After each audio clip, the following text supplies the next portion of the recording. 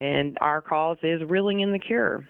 So we use the sport of fishing as a way to connect people.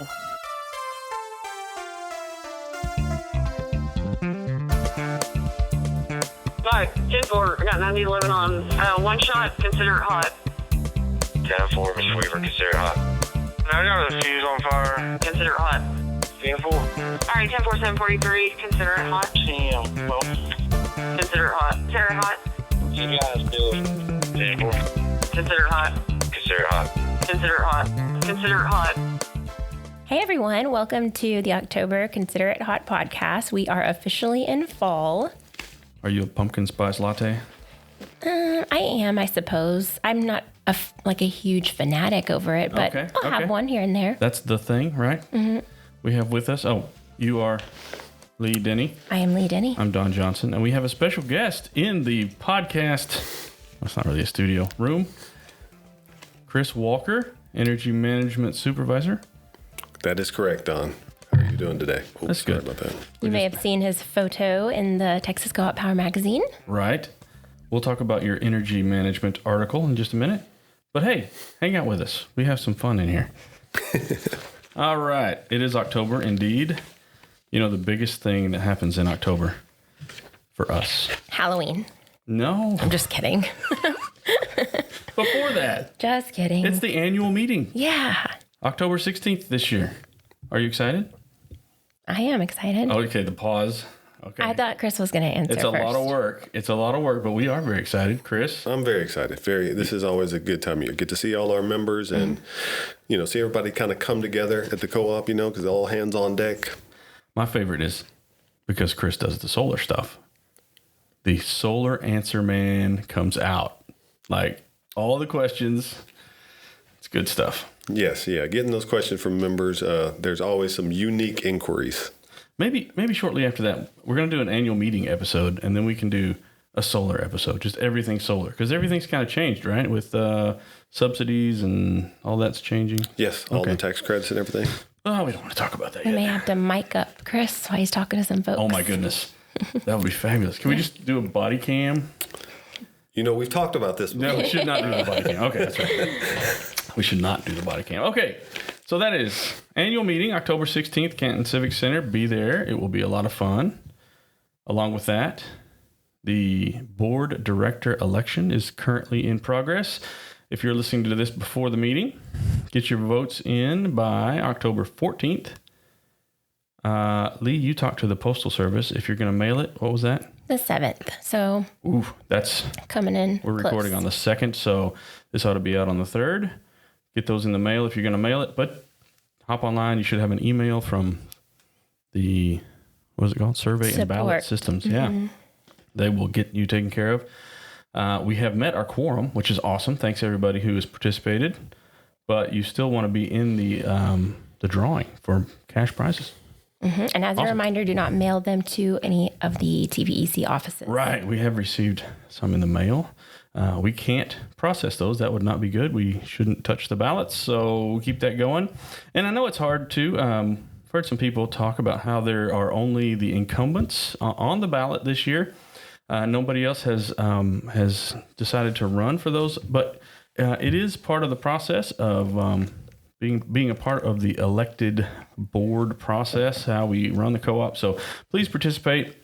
It helps us, and it is a unique thing for co-op. So come be a part of that. Also, our board does a great job. So I don't know if I can say. Can I say that? Is that pandering? Maybe slightly. Okay. Well, they do. They put in the time and a lot of training and whatnot to be good at that. So we appreciate the board and people who are willing to do that. What else we have going on this month, Leigh? Well, it is co-op month. Co-op month. That's right.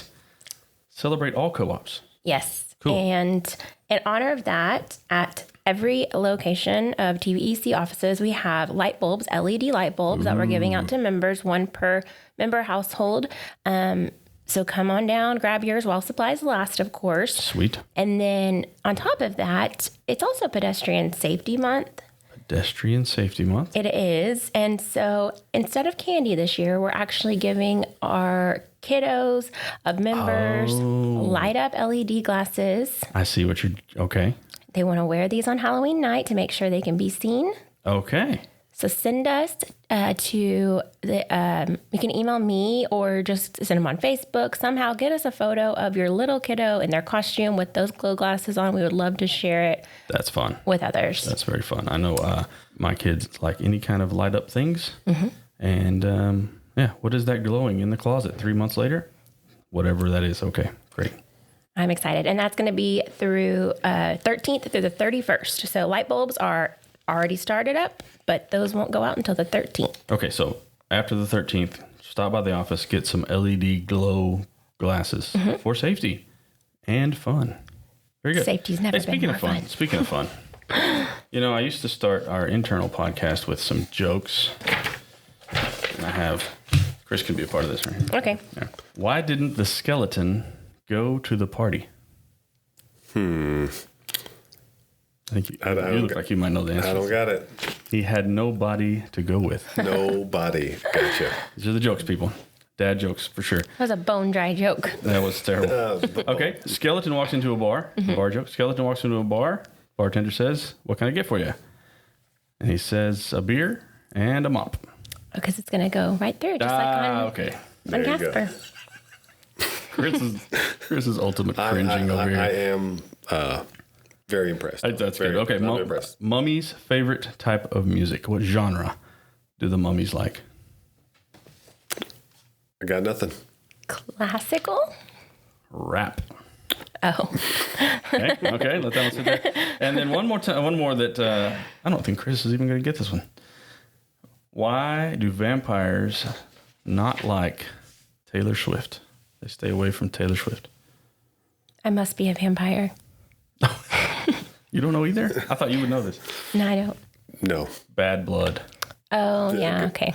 There's a song. You wouldn't know. There's a song called Bad. Okay. I know the song. Thanks, everybody. That's been the jokes. And I'm just going to quit my career as a comedian. It was short. Pretty good. It Pretty was good. Short. All right. That's October. Well, Chris, you have joined us for a reason. You have an article in the October magazine, Texas Co-op Power. Everybody has probably already read it, I'm sure. So we want to know, headline, Energy Education for the Family. Why did you select that for this month? Because usually it's something about saving energy, something about clean out your filters, switch to LED bulbs, seal up the house, all the things to save energy. What struck your fancy about family energy education? Well, I guess when it comes down to energy education for the family, it's really about getting buy-in from everybody, right? Typically, normally there's probably maybe one driver of energy efficiency in the home. Let's just say the dad, probably typically. Typically, yes. A little typical stereotype. Close the fridge. Yes. Turn off the lights. Yes, I'm there. But obviously, the dads probably, or whoever, may not be always home. So it really is about getting buy-in from everybody in the family, right? And at the end of the day, it's helping save money, which benefits the family as a whole. I like it. What are some hot tips on getting buy-in from the family? Because I know I've got a 4, 7, and 14-year-olds. They're not thinking that much about energy efficiency.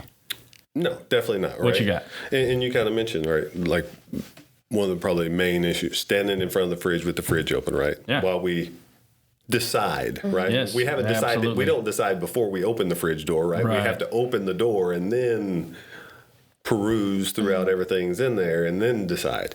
But I would say, obviously, little children probably are not interested in energy efficiency, right? That's not the main topic until we start pulling it out of their allowance. Exactly, which I'm thinking about. And to probably try to motivate them a little more, maybe if you do kind of educate them, and you can work on some type of profit sharing, right? Like, hey, if we all come together, we all kind of come together, then if we reduce the bill, maybe that can be a part of an allowance boost. Okay, see, I hadn't thought about this. We could promote in Smart Hub. We've talked about this before. In Smart Hub, there's what is it called? The energy usage profile. Yep. Mm-hmm. Okay, so if I say, hey, our appliance costs you guys re-wore your clothes. We didn't have to wash them. You closed the refrigerator, and turned off the TV when you weren't watching. Exactly. So we saved. We used $8 less. Yes, on this section. Yeah, on entertainment or whatever different appliance breakdown it was. Here's your $2. There you go. Or you put it all towards a fund to go do something fun with the family. Yes. Save up. Yes. Okay, this is good. We bank that away. You saved the dollars. I like that. Okay. What else you got? Yeah, and that's the thing is it's kind of a game to find the hidden energy savings that's within the home, right? Because there's like standing in front of the refrigerator is kind of self-inflicted, right? But there's other things in your home like, whether you have good weather stripping, whether, what do we keep the thermostat set at? A lot of people want to be comfortable in their home, right? They're not really willing to sacrifice their comfort. But if you have a programmable thermostat, do you keep it programmed to the 70 or 72 degrees even when you're not there? Guilty. When no one is really needing to stay cool at that time? Yeah. So finding those little hidden places where you can kind of make some changes that don't really affect you, while you're not there. Yeah, the problem is once, working here, my kids know a little bit about this stuff, and when they start calling me out on it, it's a problem. So it's, Dad, you left the lights on. Like, I don't need that. No. What do I do about that? Well, I think maybe that goes back to the old adage, you do as I do, not as I say. Exactly right. That's cool. But no, and it comes down to the same thing. My wife, who we discuss on a regular basis about the thermostat settings and what they should be at. And does she listen to the podcast? No, she does not. Good. Go ahead. Which is good. So tell us more.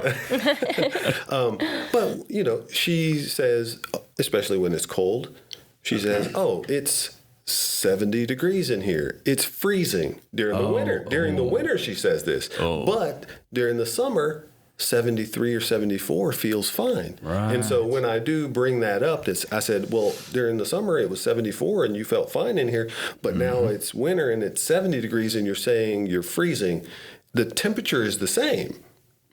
Right. So it's kind of the feel versus real. It's the feel versus real thing. Feel versus real. Okay. I like that. Feel versus real. And we need to talk later on another episode about you're doing some renovations in an older house. That's probably another good topic we need to. So, are you familiar with a kilowatt? Yes. A little device you put. Okay, so for everybody else, this is a device you put between the plug and your appliance or your device. And I have one of these. They're like $20 or less. If I put that in between the TV or the Nintendo Switch and just show them how much they're using. Have you seen anybody do that kind of thing? Yes, and that's very helpful, right? Because you get to actually see that it's tangible. Right. When you're just telling somebody that uses a lot of energy, without showing them. But no, that kilowatt's good because I think that even some of those can even convert it if you use your kilowatt hour charge. It actually can factor that in, so it's actually showing you the dollar amount that it's actually saving. Yes, without having to do math because I'm not a math guy, I'm a words guy. So you punch in kilowatt hour charge and it just adds up. Okay. Well, thank you for stopping by the office. I really appreciate that. Anything else you'd like to add? No. I think there might be something. No. I think that's pretty much it for today. But yeah, just make it fun. It's about everybody, and at the end of the day, if you can save a couple extra $100 for the family, why not? And then, like Leigh said, take it on vacation or something. Absolutely. Thank y'all. Better. All right. Thanks, Chris. Thank y'all. Chris, we'll talk to everybody at the annual meeting. I'm sure we'll see lots of folks and lots of fun conversations there about all the various things. So that is always good. So I wanted to maybe do a quick plug-in on safety programs. Absolutely. So speaking with our younger generation of members and families and saving, we have safety programs that we offer to those in our service territory. And we go out to schools and we do electrical safety, power down, tabletop presentations. We do career days. In fact, in the last 12 months, we've participated in 15 safety programs, 44 community events, and attended 9 career days. So we are out there teaching kindergartners we went to 2 this last couple of weeks. One of them was kindergartners. One of them was 5th graders. 2 very different groups. And what they see and what they think is amazing and what they want to hear about. Sure. So the kindergartners learn through simple visual stories. They see hands-on demonstrations. And then the 5th graders, that's whenever you kind of start diving deeper into real life safety choices and how to save energy and how electricity works. So if you're interested in that, we go to all of the different schools. We'll go to daycare programs. We'll go to homeschools. We'll even have you here at the co-op if you want to bring your school here. You can learn more at tvec.net/safety programs. Awesome. That is so important. Letting the kids kind of demystify electricity, but also show how the danger can be and the power of using things efficiently. Very good. All right. It looks like it's time to talk about Operation Roundup. Love Operation Roundup. And I believe when you were putting that together for the magazine, what did you say we hit? A new dollar figure? Okay, so we actually hit over $4.5 million awarded to local nonprofits. Wow. The really cool thing, though, as well, is we are now at 302 local nonprofits that we have awarded grants to. And the reason that's cool is because we were at 298, but several of the folks who got grants this last month jumped that number over to 300. So some new recipients of grants. All that is to local help. Some of the organizations are bigger than just local, but all that goes to support local great work from, first responders to food banks, veteran programs. So many things. 302 separate organizations. That's really good. Yeah. We're going to talk to one in just a minute. We talked to Misty Schmidt with Pink Fishing. When I saw that name, I thought, what in the world is that? What did you think about Pink Fishing? I have already started putting plugs into people's ears about the fishing tournament that's coming up, and I can't wait for everyone to hear about that. So welcome to the podcast now, Misty Schmidt from Pink Fishing. Misty, how are you today? Hi, Dawn. Thanks for having me. I'm doing really good. I have been with Pink Fishing Incorporated. I've worked on this tournament for the past 6 years. 6 years of fishing. Yeah. All right. You're in a busy time of the year, too, with it being October. Right. Oh, it really is. But, I started this, my first one was in 2020, and I always say that was supposed to be the toughest year, to try to fundraise, but each year challenges me, so. Well, you mentioned. So, yeah, there is a lot going. You mentioned that tournament, so I guess we can start there, and then we'll elaborate on Pink Fishing because it's such a unique, just the name. Tell us what you've got coming up on the 18th of October, and then we'll work from there into what in the world that's for. Okay. Well, yeah, we can start out. Well, actually, I overcommit the whole month of October. October is Breast Cancer Awareness Month. So what that means for Misty is Misty really overcommits. So we've got a couple of things, Pink Fishing, here locally. October 11th, we have the hot dog fundraiser at Atwoods in Maybank. Okay, now that's a fun little twist because the big event is the 6th annual Reeling in the Cure at Cedar Creek Lake, but this is a wonderful lead up up to the big event. Hot dogs, so it's more than fishing, and we'll get into that. But October 11th, the hot dog fundraiser at Atwoods in Maybank, and the following weekend, October 18th, will be the 6th annual Reeling in the Cure Bass Tournament at Cedar Creek Lake. Okay. This event draws anglers and families from all over. It's a huge part of how we fund our care packages. Gotcha. Okay. And, Pink Fishing, the name Pink Fishing. Yeah, what is that? If you've looked into it, the P in pink is a pink ribbon. Right. Okay. It's a pink ribbon. So Pink Fishing Incorporated is a nonprofit organization, and we support those in active treatment for breast cancer. This is direct support to people who are going through breast cancer at the moment, right? Yes, that Okay. is correct. We want to bring comfort, hope, and encouragement, during one of the hardest times in somebody's life. Right. And our cause is reeling in the cure. So we use the sport of fishing as a way to connect people. And, fishing naturally brings people together across generations and communities. Right. There's no age limit there. Can you explain maybe what kind of assistance that you guys do offer, who would qualify, and then how someone would maybe apply for assistance? They can go to the website and reach out, to Pink Fishing directly. One of the main ways we support patients is through our care packages. Okay, a care package is filled with items that bring comfort. Okay, during treatment, things like a soft blanket, fuzzy socks, lotion, because chemo can be really tough on the skin. Also included a journal and a pen for personal reflection, a water bottle or tea for hydration, uplifting items like a puzzle book. Actually, there's included a personal message from a survivor. To give, to inspire them, and usually a T-shirt or, some kind of pink fishing gear. Also included a gift card. The minimum is $100. It's individualized depending on, the immediate needs.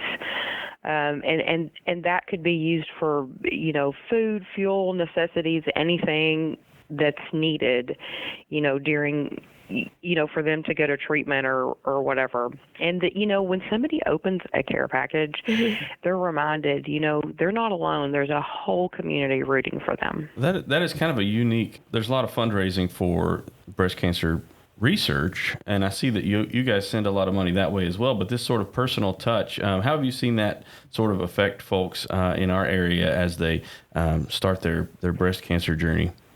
I'll bring up one particular. The first recipient that Pink Fishing supported is a local Athens resident. Okay. Athens, Texas. Okay.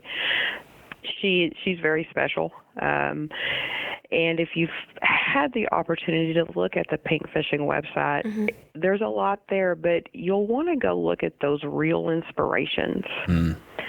Those are our special stories, from those that have been affected by breast cancer. So that would be something interesting that I would encourage folks to go take a look at. It's yes, it's pink fishing, but it's really more than fishing. It really, really is. People do ask, why fishing? I was just gonna go how there. this tie together? Right. Well, I read your mind. Fishing is about patience, resilience, and hope. Those are the same qualities people need while they're going through cancer treatment. That's very good. The tournaments and fundraising, and it's not just all bass tournaments. We do other fundraisers, like I mentioned, the hot dog fundraiser. But we use use the fishing as a very unique platform to raise funds and bring awareness. Fishing, naturally brings people together, families, friends, survivors, and even people that may not have ever fished before. It really is community at its best. Sure. Those of us who attempt to fish, I wouldn't say I'm any good at it. Certainly understand that, the family ties that can happen through that, activity. Now, tournament fishing is a little bit different. Tell us a little bit about how that's going to work and how people can participate if they have a boat and want to get in on the tournament. Well, sure. We definitely need participants to sign up. They can go to the website. We have some flyers that we share, on social media, but they can find, the information all in one, pinkfishing.com. They can go directly to the website. Right. The rules and registration form are there. But again, you don't have to fish to be a part of the event. Yes, we want anglers to sign up. We've got lots of good prizes, that will be given out. But I don't want to just I don't want to exclude anyone. This is a family event. They can come reach out, and people can get involved in so many ways. We'll be set up the day before, which will be on Friday the 17th for registration. And if people just they can look on the website, but if they have additional questions, they can reach out, via the website, or they can find. We do have a Pink Fishing 6th Annual Reeling in the Cure page where they can message us directly.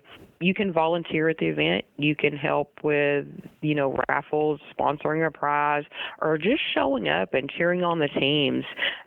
Katie Lynn, I'll have Katie Lynn there. As a military mom, I require that the national anthem is there you go. Is sung. Yeah. I have high expectations there, and Katie Lynn, she does that for us. She's a local celebrity. She is. Yeah, very cool. She is. So, if not for anything, you just want to come out and support. Come listen to Katie Lynn sing the national anthem. You'll see what I'm talking about. Right, and if you've never seen a weigh-in at a bass tournament, that can get pretty exciting. Oh yeah. So it might be a good opportunity. Yeah, for somebody who hasn't experienced that before, it seems like a good family event to come to and experience that. Yes, we have somebody that provides fish care for us. So kids they could see the fish. People bring in weigh the fish and then put them in the tank. So that's a neat little thing for the kids to see. And it's at the pavilion at Gun Barrel City Park. So there's playground equipment there. For the kids to play on. There are things to do. Even for the smallest. We actually even have every year we have survivors that actually fish the event. Excellent. Oh, that's awesome. Okay, so we have that. We also have a candlelight prayer circle. So this is a fundraiser for breast cancer, but anybody with any kind of cancer, we have that candlelight prayer circle. You are welcome to come up and light a candle for your loved one. It doesn't necessarily have to be breast cancer, but we do have that table set up where we have pictures. We personal pictures of anybody. If you want to come bring a picture, I will put it on display for you. You come up, you light a candle for your loved one. We had a 25-year survivor last year that she inspired a very young lady that was going through breast cancer, and she really, that candlelight prayer circle is a very, very special part of the whole event. So, there's so many things going on. You can come watch the anglers weigh the fish in. You can hear Katie Lynn saying you can come join us for that candlelight prayer circle. There's something for everybody. I love that. Yeah, that's really neat. And it's sort of an unexpected place, but breast cancer does touch everyone everywhere. So certainly that is such a unique opportunity. And a fishing tournament. And it also makes a very splashy looking bass boat. I saw on the website. Yeah, and some cool gear. I saw the on the shop page. So I might have to go get me one of those hats. Those are pretty cool. Yes, they are. We'll have some. We'll have the paint shop there set up, at the pavilion. So we'll have some gear there. If y'all want to come out and get you a hat or a T-shirt, come on. Yeah. We'd love to have y'all. Awesome. That sounds great. Leigh, did you have anything else? I think we've covered everything. I just, how our co-op members and listeners can best support you guys. I think you've taken care of that. Of course, there's different opportunities, and you've told us to go to the website to get that information. Is there anything that you want to say that you think would be for someone listening out there? I know I'm 36, but last year I had to get my first mammogram. So it could happen at all different stages of life, and you just never know.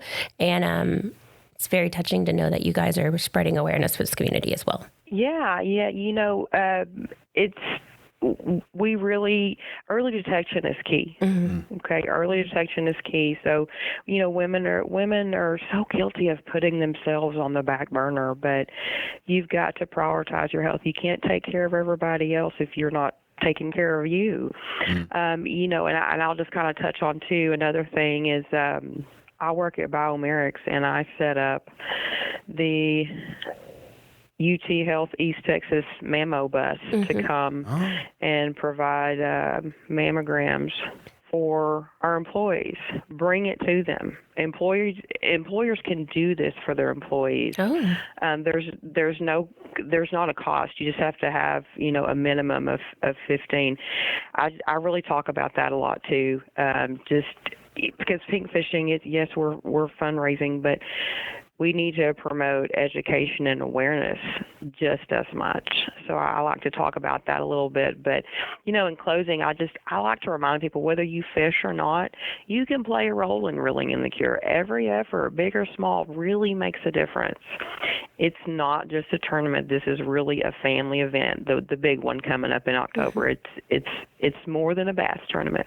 And also, I want to thank TVEC for their generosity and believing in our cause. Thank you for standing with pink fishing.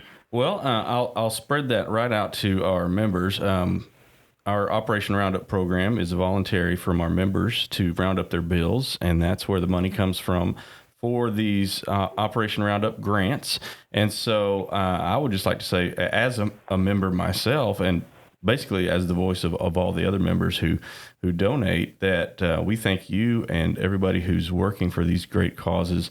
And October in particular, everything's pink, but it's a real need there that, like I said, I think it's touched everybody's lives. So thank you from our membership for all the work y'all do. And it's fun to highlight all these great causes. There's several that we'll be looking at through the month of October for sure. And y'all are new to the TVEC Operation Roundup program, so welcome, and we certainly look forward to seeing what you guys do going forward. Yeah, you made our 300, so we're at 302 total now, but officially on the list of them, you are our 300th organization that we've supported since 2013. Oh, wow. Yeah. Okay, awesome. And we just topped $4.5 million since 2013. So our members are very generous, and it's fun to let them know where that money is going. And thank you for doing great work out there with pink fishing. Well, thank you for standing with us, and you've made a difference in the lives of those in need. So we are very, very grateful. Thanks for spending some time with us this morning, and we look forward to seeing y'all out there on the lake. Okay. Thank you very much. I appreciate y'all. Thanks, Misty. Okay. All right. Big thanks to Misty for taking time to talk to us about pink fishing. That really is just a cool deal. I'm a terrible fisher person. I can pull bluegills out of my pond, but that's about the extent of it. But I think even not being a good fisherman, you could have a great time out there supporting the cause. That is really neat. Yeah, just had lots of opportunities to come out and have family fun. Okay, what else do we have going on this month in the magazine? Lots of good stuff. Jeff has a nice article in here about what it means to be in a co-op called By the Community, for the Community. Check that out. Certainly great to work for all you members. Being a member myself and being able to work here, and it's great. Yeah, it's always nice.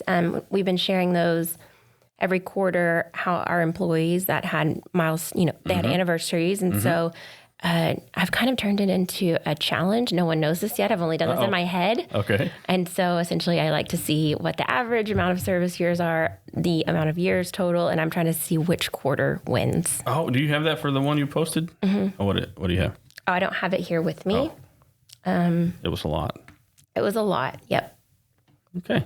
Come follow us on social media to see all that fun stuff. You know what I did for lunch today? I went to a lineman lunch for November, so I can't talk about that one. Okay, lips are sealed. For this month's magazine, which was done last month, Thai Square Sushi in Forney, tucked back there kind of by Lowe's and behind NTB. This is one of my wife's favorite places to eat, but I didn't think about that for lunch. Mm-hmm. Have you been? I have not. Oh, okay. You should go. Do you like sushi? I love sushi, okay. Yes. So does Shade Harrison. Okay. Our operations manager. He does a great job over there, but likes to eat the sushi. And he said he didn't always like sushi. Mm-hmm. He was drafted into that by love. Oh, okay. And I think he mentioned in the article too, is that if you think about Forney and some of the infrastructure, obviously there's some traffic, but he mentioned that this is a really good spot to go where you're maybe going to avoid some of that. So if you're trying to be in a hurry during lunch, great place. It is in that, that if you have to go up 548, that's a problem. But if you're jumping off of 80, it's really good because it's right there. You know, you turn in there to Walmart, Lowe's, but it's back in the corner of the little retail area. And I have never had to wait for a table. It's true. I love Never that. had to wait for a table. It's not what you would think of for a lunch place, but their lunch specials are actually really good. I got this little bento box kind of deal with, it had 4 little sushi rolls, dumplings, a load of meat, rice, soup, salad. All that was, I think, $13, $14. That's a good deal. That's fast food money these days, and it was high quality food, very tasty, highly recommended. Little mixing it up for the lineman lunch. This was a fun, different kind of thing to do. I love that. We can speak about food because we do have a TVEC member Right. who submitted her recipe to Texas Co-op Power. So she is actually included in not just the local pages that are from 16 to 22, but in the pages that go out to everyone that receives this statewide. So they're all getting to see Linda Foreman's confetti fudge recipe. Okay. What I'm requesting is, Linda, if you hear this, we could use a sample of this maybe at the annual meeting or something. So it looks like we've got 3 cups of sugar in this thing, sour cream, white chocolate chips, marshmallow cream, cranberries, apricots, and raisins. Do you say apricot or apricot? I say Good question. apricot. Apricot. Okay. I don't know where I got apricot. Is that fancy or not? That's fancy? a little fancy. Oh, man. Golly. It looks really tasty. You're having sushi. You're saying apricot. Come on. Okay. Well, yeah. Check that fudge out. That'll be awesome. That is about all for the magazine. There's some great statewide content about grapes in Texas. You don't think about Texas as a big wine or grape state. There are some nice Texas wines out there, but it looks like that is picking up. Anything else you liked out of the magazine? I think you covered it. There's a cool article in there about a woman who was married to a general manager at another co-op, and it's kind of the background, but I think it really plays into the cooperative month and thinking about how sometimes within a family, and of course at a co-op, it's all hands on deck. And man, she has a really cool story about how she helped her husband in making some of those decisions and just being a good backbone for him. Very cool. Very cool. It is a family affair for sure. And there we go. All right. Well, it is a great month. Co-op month is fun for us here, and I hope for everybody out there. Come on out to the annual meeting. We look forward to seeing you and rubbing elbows, sharing what do we have for dinner? It's going to be barbecue sandwiches. Yeah, back to barbecue sandwiches this year. Little entertainment with some redheaded stranger. He's going to be great. I didn't know he had red hair. Who? Willie Nelson? Oh. I didn't know that. I thought his hair was gray. It's probably dyed now. Oh. I don't know. We look forward to seeing you there at the annual meeting. And to be sure that our employees, of course, can get there in time to be able to serve you and see your wonderful faces, our offices do have to close just a little bit early that day. So on the 16th, we'll be closing offices at 3:30. That is a good point. We will be open on Columbus Day. We will close early on annual meeting day. Yes. And doors will open at 5:15 for the annual meeting. Okay, very good. Very good. Yeah, come on to Canton. We'll see you there. That's my adopted hometown. So look forward to seeing everybody there. And we will see you. See ya. Oh, I almost stole your see ya line. That's okay. All right. Bye. Bye.